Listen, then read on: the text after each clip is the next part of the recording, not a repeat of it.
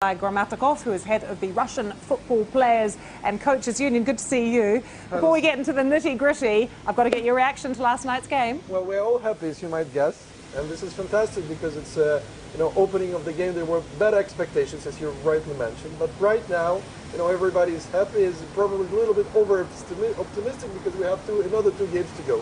But right now, we saw again there is a national team. We have young players that are very talented, and we just have to believe in them, and we have to give them the chance. I spoke yesterday to the players of the national team.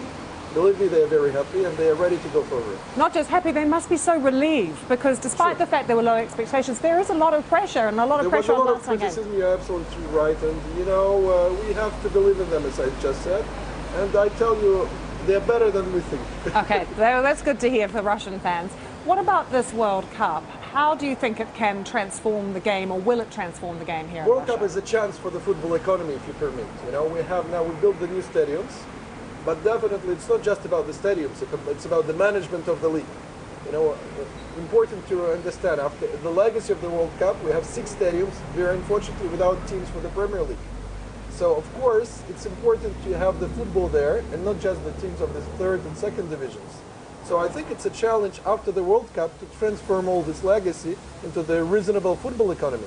And even the fact that there are stadiums that seat 40,000, but actually maybe only a few thousand football fans in some of these cities. Listen, again, the Russian league in the last 10 years as a league was not very successful. The general average attendance was about 11,000, and we have to work on this better. To compare with the English Premier League, for you, to give you an example, the last team in the English Premier League is getting, I think, about 100,000 euros, 100 million euros, sorry, just for being in the Premier League. The Russian champion is getting $5 million, so it's uncomparable. So it's very tough for the clubs to compete with the European colleagues, and therefore it's definitely there is a need of reshape how the league is managed. This is for sure. Okay, we'll have to see what happens. Great to have you with us. Thanks so much for joining us here on a beautiful morning here in Moscow. Mariam, I'll be back a bit later in the programme. Looking ahead to today's matches, the big one, of course, Spain versus Portugal. Lucy, thank you very much indeed.